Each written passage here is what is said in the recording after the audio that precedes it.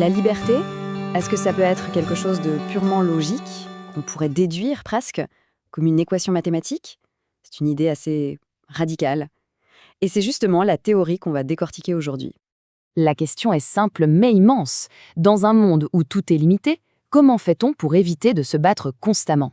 Face à ce dilemme, l'économiste et philosophe Hans Hermann Hoppe a proposé une réponse, un système complet, entièrement fondé sur la logique pure. Allons voir ça de plus près. Tout part de là. Le point de départ de toute cette philosophie, c'est un fait unique, un fait absolument indéniable de notre existence sur Terre. Imaginez un instant un jardin d'Éden. Les bananes poussent à l'infini, il y a de l'eau pour tout le monde. Dans ce monde-là, pas de conflit possible. Pourquoi se battre pour une banane si on peut juste en cueillir une autre? Le problème, c'est que, notre monde n'est pas ce jardin. Il est défini par la rareté. Et donc, la propriété n'est pas vue ici comme une simple convention sociale. Non, c'est une solution fonctionnelle, une solution logique à ce problème fondamental de la rareté. C'est vraiment le point de rencontre entre l'économie et la philosophie politique.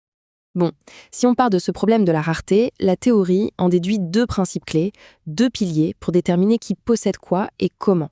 Le premier principe, c'est le plus fondamental. Il dit que la toute première ressource rare que l'on possède, c'est son propre corps. C'est une idée qui semble naturelle, presque évidente. D'ailleurs, elle est inscrite dans notre langage de tous les jours quand on dit « mon corps, mes mains ». Le second principe, c'est l'appropriation originelle. On l'appelle parfois homesteading. L'idée, c'est que pour qu'une ressource qui n'appartienne à personne, disons un lopin de terre sauvage, devienne une propriété privée, il faut qu'un individu y mélange son travail, en la cultivant, en construisant dessus. C'est l'acte de transformer la nature qui crée le droit de propriété. Donc voilà.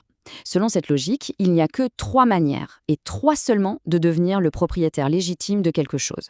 L'appropriation originelle, l'échange volontaire ou le don.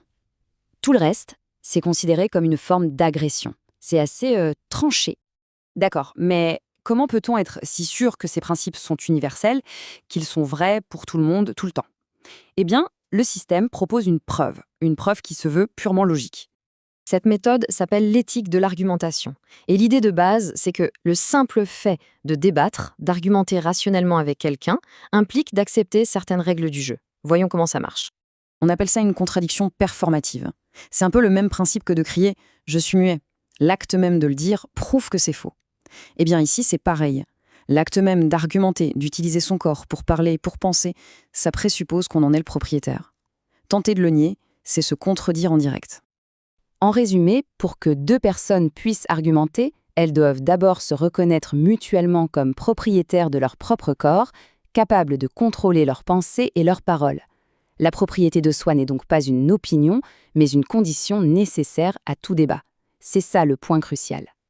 Maintenant, accrochez-vous parce qu'on va voir comment ces principes sont utilisés pour analyser et comparer des systèmes politiques d'une manière assez peu conventionnelle. Ici, on ne s'intéresse pas aux intentions affichées de l'État, à ses promesses. Non, on l'analyse froidement, comme une entreprise. Et la question qui est posée est la suivante. Est-ce que cette entreprise est gérée comme une propriété privée, à la manière d'une monarchie, ou comme une propriété publique, à la manière d'une démocratie? Alors, selon ce cadre d'analyse, le monarque est vu comme le propriétaire privé du royaume.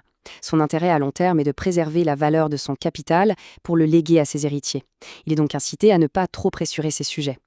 En revanche, le dirigeant démocratique, lui, n'est qu'un gardien temporaire. Son mandat est limité. L'incitation économique serait donc de maximiser les revenus de l'État à court terme, avant la fin de son mandat. C'est une lecture purement économique et assez provocatrice de la politique. Bon, si la monarchie et la démocratie sont présentées comme 2 formes imparfaites de gestion, où est-ce que ce raisonnement nous mène? Quelle est la conclusion logique de tout ça? La conclusion, c'est ce que Hoppe appelle un ordre naturel, c'est-à-dire une société entièrement régie par le droit privé. Pas d'État, seulement des individus, leurs propriétés et les contrats qu'ils passent volontairement les uns avec les autres. Certains appelleraient ça le capitalisme pur. Dans cette vision des choses, les piliers sont clairs.